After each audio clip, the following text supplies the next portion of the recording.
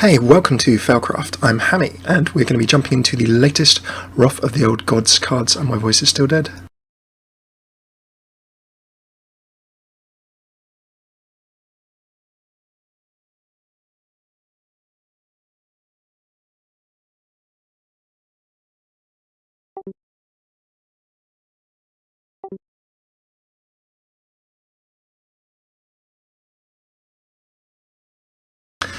Hey, welcome to FailCraft. I'm Hammeh, and we're going to be taking a look. Is my voice going to stay? Yes, it is. Fantastic. At the latest Whispers of the Old Gods cards. Now, of course, since the announcement at the Hearthstone Winter Championship of Hearthstone's latest expansion, there's been a steady trickle of cards coming out. Remember, this expansion is releasing late April, maybe early May of 2016. So we're going to be seeing cards coming out week by week, possibly even day by day, considering there's about 130, I'm going to say 3 or 4 cards, if I can remember correctly. So without further ado, let's jump in. Couple of caveats. Remember, of course, we are looking at these not knowing the whole set, number one, so we're looking at them as first impressions in isolation, along with what we've seen for cards before. We can't possibly know their full impact on the meta until we see the whole set. Number two, there are still some basic and classic card nerfs or card adjustments to come. Blizzard are going to be changing some of the basic and classic cards, so that could have a powerful effect, of course, on the Hearthstone meta. Let's jump on in. We've got 7 or 8 cards to go through here. We're live, of course, twitch.tv/FailCraft Cast. If you're on YouTube, come join us sometime. If you're live on stream with us, when we finish this, we'll be going on to something else. Do not go away. Number 1, Stand Against Darkness. Just want a big welcome to PG, Glylina, Raj, everyone else joining in chat. It is splendid and super to see you. Stand Against Darkness. Now, remember, of course, that with Wrath, I keep on wanting to call it Wrath, Whispers of the Old Gods. We are losing if you're playing Standard and Wild mode. Standard is Hearthstone's new competitive format. There will be a Standard mode that you can play in-game, as well as Wild. Wild, you can play any cards, but Standard is going to be rotating. Absolutely rotating out. And what will rotate out will be, it's kind of like a year and a half's worth of sets, but long story short, for Standard mode, when Wrath, Whispers of the Old Gods releases, you're going to see Curse of Naxxramas, and you're also going to see the joy that is, of course, Goblins versus Gnomes. Goblins and Gnomes is going to be going as well. So we lose some cards, and one of the cards we lose is Muster for Battle. So if we lose a bit of Muster for Battle, then this is where Stand Against Darkness is coming in, because you can summon 5 1/1 Silver Hand Recruits for that 5 mana. For Stand Against Darkness, thanks very much to Harpoon, of course, for the card scan, as you can see in the middle there. Absolutely wonderful. Do go check their stuff out. We don't have the Light's Justice, or whatever, the one attack. I just bid up Hearthstone, in case we want to have a look at some cards there. So we don't, of course, get the one attack full durability weapon Light's Justice, which was kind of useful, actually, when you were sort of playing Muster of Battle. That was definitely one of the benefits, because, of course, you could be using it to maybe remove a Divine Shield. You could use it to ping away against little token minions and do various things like that.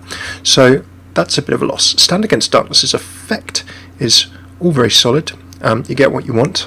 It is, of course, as Glylina says, muster on steroids without the weapon, but you fill the table at a stage in the game for 5 mana where there's a lot of things that can do some clearance. Now, let's not forget, of course, our friend. We're going to go for a crazy, let's pull in Hearthstone. It's probably going to mess everything up, probably going to mess all of our well-laid plans up. But let's just go and have a look at our good friends who can clear the table. We've got Swipe from Druid, of course. That's a very basic card that's going to clear away our friend here. We can have a look at things like, of course, the names of cards. Names of cards are escaping me today. I'm going to find it. I'm going to find it. Where's he gone? Come on, brain. You can tell my brain is struggling a little bit today.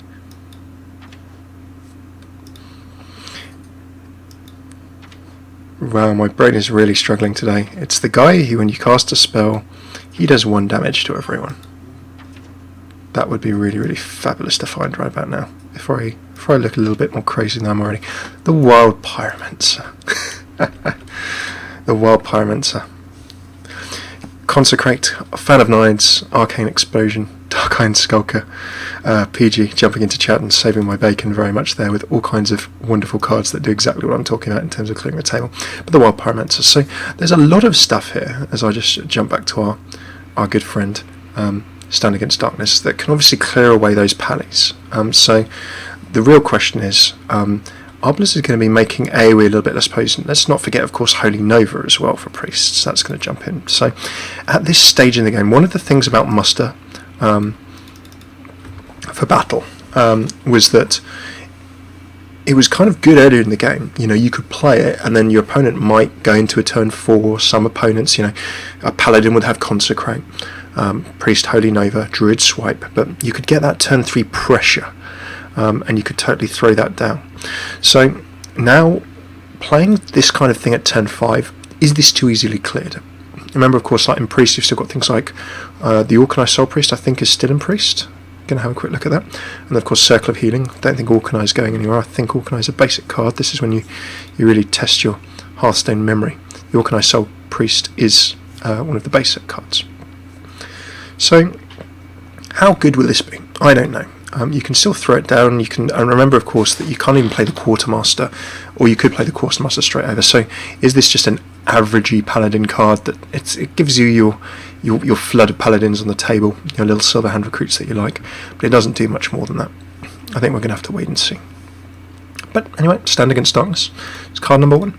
Let's jump to card number 2. It is the Calaxy Amberweaver, Druid style, I do believe. Please do correct me if my card back identification is wrong. I believe that's Druidy. If you're Cthulhu, I totally got this pronunciation wrong the other day. So many pronunciations. Cthulhu, Cthulhu, I believe is the way that's pronounced. Remember, of course, that in Whispers of the Old Gods, you have 4 Old God cards. I don't think I got Cthulhu around, but I can just probably grab him if I'm relatively quick and fast. And what Cthulhu does, he basically has some... he's a god that sits in your deck, and then when you pull him out, he is a turn 10 sort of mana kind of dude, and he's a little bit tough. Where is he? Oh, so many people have tried to make their own kind of Cthulhu's. There we go, there's the real Cthulhu. So the real Cthulhu, who I'll just pull up on screen in a sec, is the god cards to which many of you'll see these god cards referring. So let's grab some Cthulhu. Where are you, Cthulhu? Come to me. There you are. There he is. If Cthulhu is indeed a he. So Cthulhu. We play him on turn 10. We might be able to get him a little bit earlier. Deal damage equal to this minion's attack. Randomly split among one enemies. He's a 6/6 for 10 mana. Doesn't seem great until you see one of the stuff that buffs him. So, Calaxy Amberweaver, I would say, has solid stats. When we talk about a solid minion for like newer players, we say something with equal, let's say, attack to mana to health. So all of its stats are kind of balanced, and then it doesn't have a negative text effect on the card. So this is 4/4/5, so it has 1 actually more health than its other stats, so that's already a reasonably statty card. It's pretty solid from that perspective. If we then have a look at Battlecry, if your Cthulhu has at least 10 attack, gain 5 health. Nice, so you can heal yourself up a bit late in the game with the Calaxy Amberweaver. I'm guessing that gain 5 health is on you rather than the Cthulhu. Definitely. Gain 5 health, I think that's on you rather than Cthulhu, I think. I'll let you vote on the Cthulhu flavour text that's going in on the Hearthstone forums. Gonna have to go and have a look at that. I need to double check my memory, but if you're in chat, you need to correct my failings. It's on the Amberweaver. Ah, yes, of course. Good shout, Raj. So if your Cthulhu has got at least 10 attack, then the Amberweaver suddenly becomes 4 attack and 10 health. Interesting.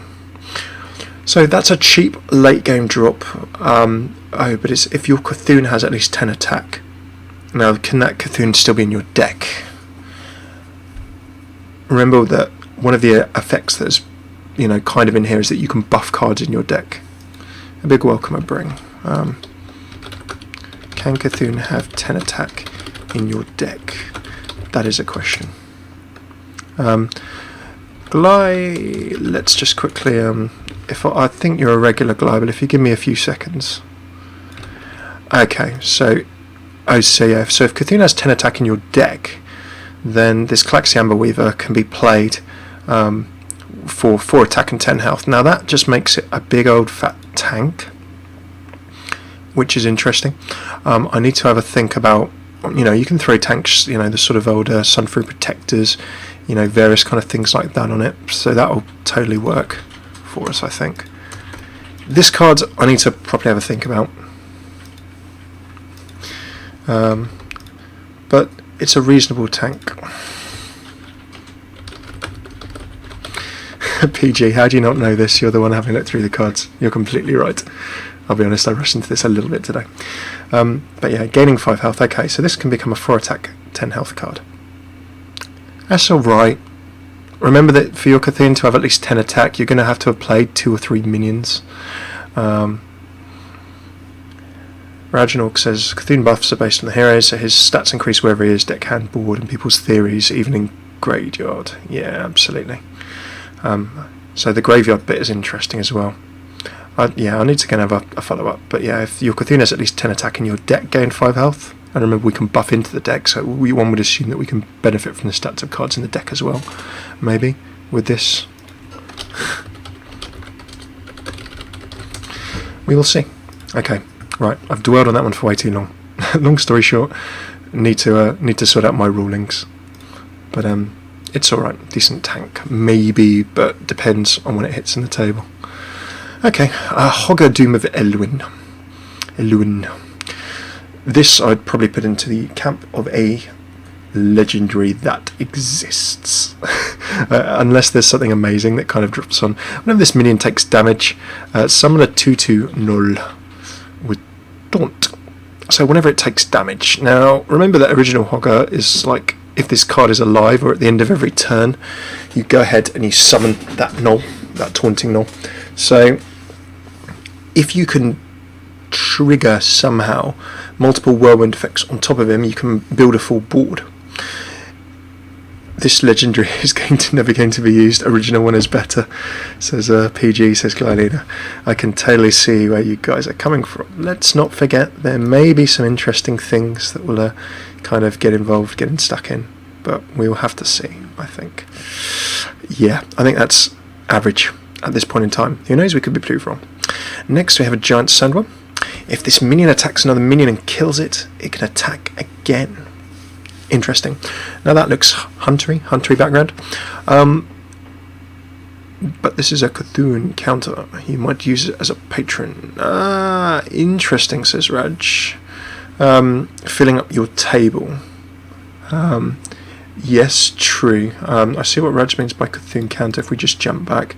Cthulhu, of course, does damage equal to its attack, split amongst everything. So if this takes multiple damage, it summons multiple taunts, and then it can sponge up Cthulhu's attack when it hits the table.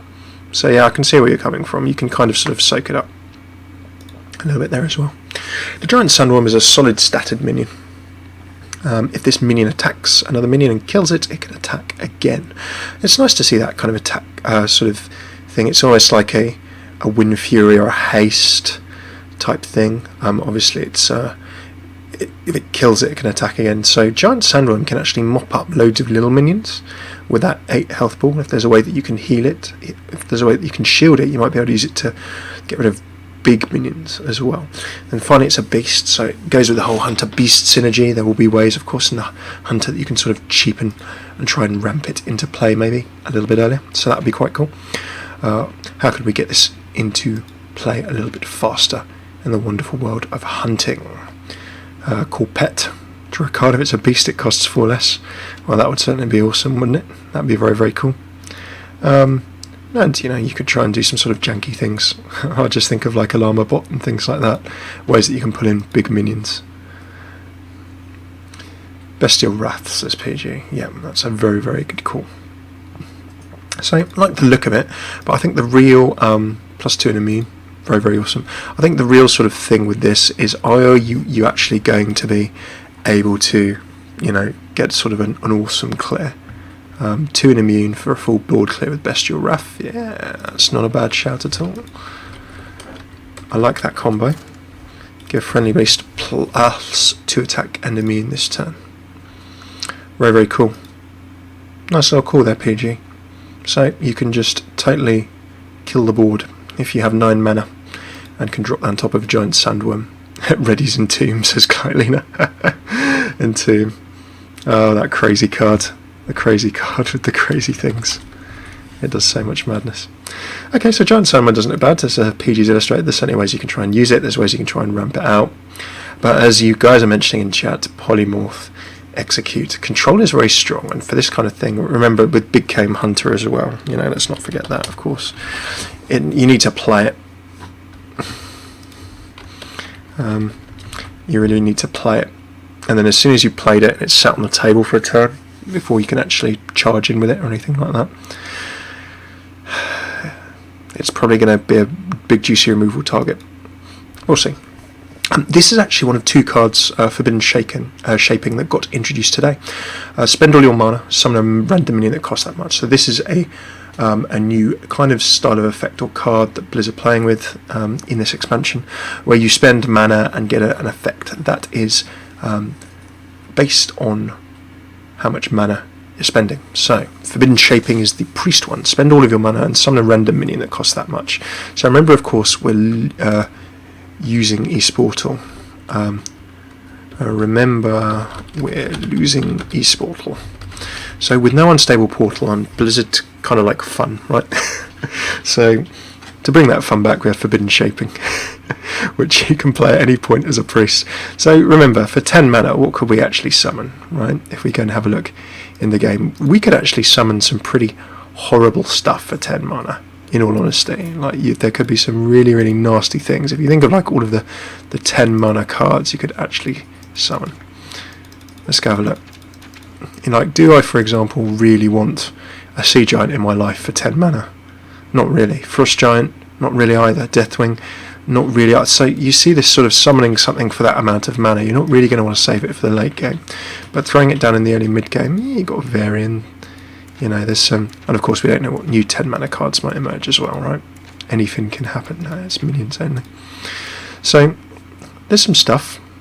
There's some stuff that could be quite funny. I've kind of bought Cthulhu up for no particular reason when I was looking through the Hearthstone client.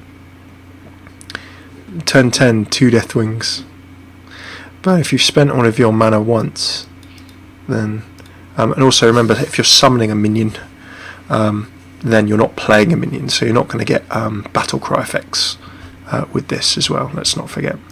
Got to be very, very mindful of that. You're not going to be getting the full-on mega effect of things, so let's not forget that. Big welcome everyone joining. Good to have you with us. Deathwing and a Wisp. Totally possible. So this card is by no means bad. You know, let's not forget the power that, and this takes sort of the Esportal bit out of it. You know, you can kind of, as much as you want to, you can dictate during a game if you don't have another option. But the thing is would you rather just drop in a card to give you a better chance of drawing something on curve than actually just putting this in and praying for the sort of randomness kind of thing? That's like the real question. So let's have a look and see. It's fun. Whether it will be sort of hardcore, sort of, you know, usable and things, we'll have to wait and see. Thinking about it, it's not as good. So we've got another Forbidden one next up for the mages. We've got Forbidden Flame. Spend all your mana, deal that damage to a minion. Now, if that was deal that damage to a character or minion, then, you know, the pitchforks, you know, the Pitchfork Emporium would already be open for business. Crowds of people would be rushing over to Blizzard's door, etc., etc. But because it's not 2 heroes, this gives you nice clearance, which is very, very cool. Forbidden is a bit weaker, says Raj, pardon me. Forbidden being a bit weaker, spend all your mana, deal that much damage to a minion. It's cool, but this is minion based. You can't nuke face. If there was another face nuke, that would be totally nuts.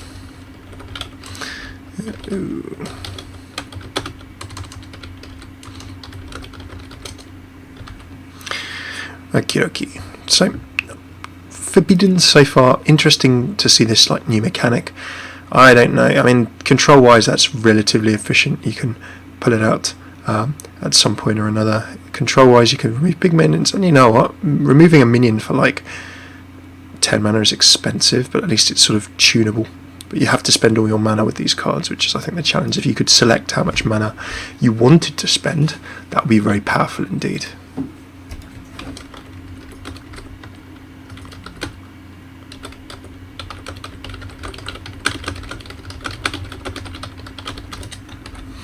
Okay, next up now, I'm quite excited by this one.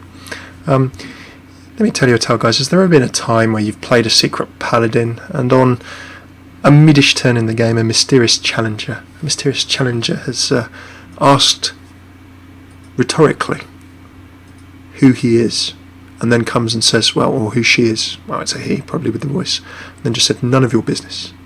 Well, if you take a little look at this, the Eater of Secrets. Hey, Galen. The Secret Eaters. Glylena, having just sort of got into the full joy of Secret Paladin, is just staring at this card and just going, no, my Secret Paladin. Big ups to Galen joining us. Hope you're well and good, sir. Very, very cool indeed. So, this destroys all enemy secrets and gains 1/1 for each. 2 attack, 4 health. Remember our rules of thumb. The stats are a little low, but the secret, the battle cry is obscene. Now, let's not forget, of course, what gives us problems in Hearthstone, or how can give us problems in Hearthstone. Well, freeze mages with their secrets. How could we remove secrets? We had the Kazan Mystic, which would let you steal 1 secret to your side of the table, and we had Flare, which would let you destroy any amount of secrets and draw cards, and I think that was about it.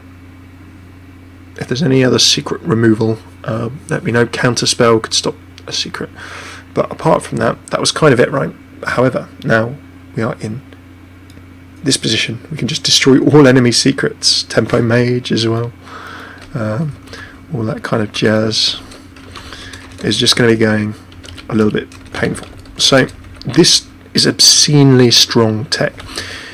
If there's any kind of this may stop, this may change the meta, and really, well, it'll punch Secret Paladin away to a degree. And if Secret Paladin or any secrets decks ever become stronger in the meta, this will immediately get sideboarded or teched into several decks. It's not a bad card in itself. If you're playing Paladins, Hunters or Mages, then you absolutely are going to have to throw one of these in. So it's just really strong. I mean, let's face it, if you destroy 1 secret, you're going to be 3 attack, 5 health, and this is a really solid table holding card that can make some good trades and really cause some problems. So, yeah, Eater of Secrets, what a card for them to unveil, and that's kind of a, you know, TIFU, maybe Mysterious Challenge was a little bit strong. Okay, let's just make something that sort of laughs at it from range. And that is our Eater of Secrets friend. Next up, very good, thank you, Galen, very, very good.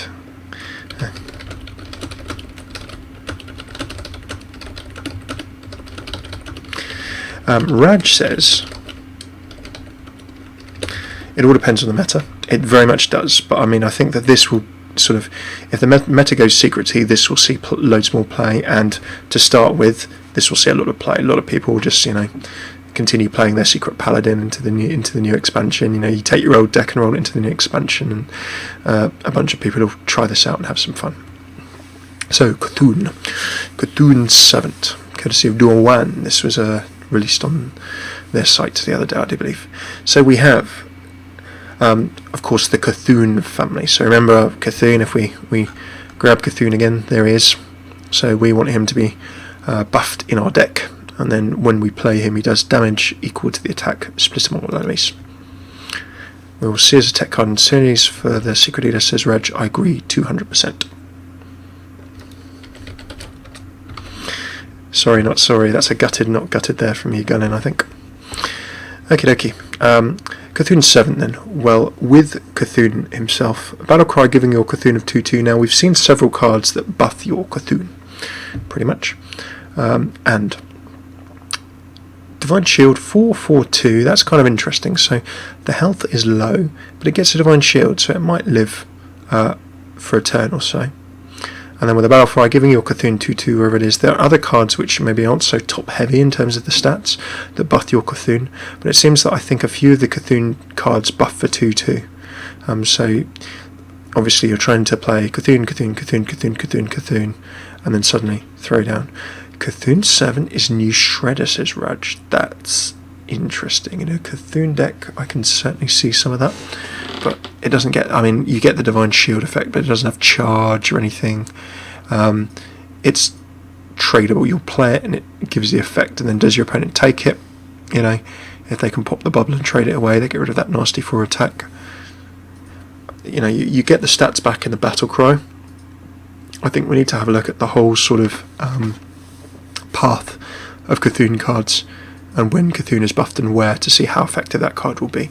You know, in an ideal world, you have as many Cthulhu cards ramping up to your Cthulhu as possible that buff your Cthulhu in the deck. However, the question is, do you have, you know, you can't have so many Cthulhu cards that you don't have tanks, other kind of cards. You can play it even if you don't have it in the board or on hand. Oh yes, of course, yeah, you can totally buff Cthulhu even if it's in your deck. You have to trade 2 cards to get off the board most times, says Raj. Yes, that's true. I know what you mean by Shredder. I can totally see that. Makes sense to me. So, at the moment is what it is. I get Raj's point in terms of the trades. Let's see how it develops with the other cards. And our last card, I believe, of the new ones for today, unless some new ones are released later, is the Ancient Shield Bearer. Now, please, this looks like a warrior to me. Oh, look, he's got an Eye of Cthulhu there in his shield, or her shield. Very cool. So, this is a warrior class-specific Cthulhu card, and the stats are pretty decent for that 7 mana. 7/6/6 is not awful. If your Cthulhu has at least 10 attack, gain 10 armor. Aha! So, if we go and have a look at the various Cthulhu trends, you've got a class-specific Cthulhu card. So that's the Druidy one. And now that's the warrior-y one. If your Cthulhu's got 10 attack, it gain 10 armor. So that's quite cool. But gaining 10 armor applies to your hero, so gaining 5 health also applies to your hero, rather than the Clexiamma Weaver earlier. Maybe that's how that's ruled. I need to go and check this up, because fatigue needs more armor. But the Druid one costs 4 mana. This is 7 mana indeed, so it's quite expensive if you manage to buff your Cthulhu to that stage. But it's not a bad card, and to be honest, if your Cthulhu does have if you can get your Cthulhu to 10 attack, and I believe in the Old Gods announcement little bit of stream at the Winter Championships, Blizz said that Ben Broody and things like that said that it wasn't uncommon, or it was quite common most of the time for Cthulhu to hit above 10 attack or 10/10. So if there's a sort of an average point that Cthulhu gets to in like a Cthulhu style deck, then this 10 attack figure probably isn't so unrealistic. It's probably been set at 10, hasn't it, for some kind of reason or another. So there we go. That is our last card. Ancient Shield Bearer does not look too bad at all.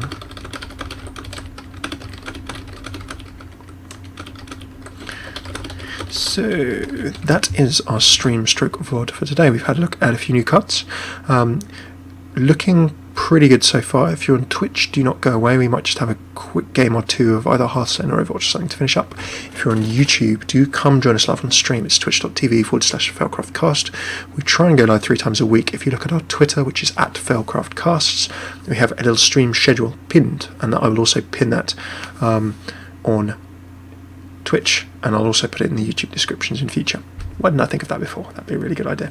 We try and go live Monday, Wednesday, Friday, 7:30 UK time. So hopefully see you sometime. Are you excited for Whispers of the Old Gods? What do you think of these cards so far? Are you liking Cthulhu? Are you liking this sort of buffing of a god in your deck who then unleashes fury towards the end of the game? Really love to hear your thoughts. Let us know in the comments below. If you're on YouTube, if you're on Twitch, don't go away. We'll have a quick game of something to finish up. And this has been FailCraft. I've been Hammeh. Hopefully see you soon. Take it easy.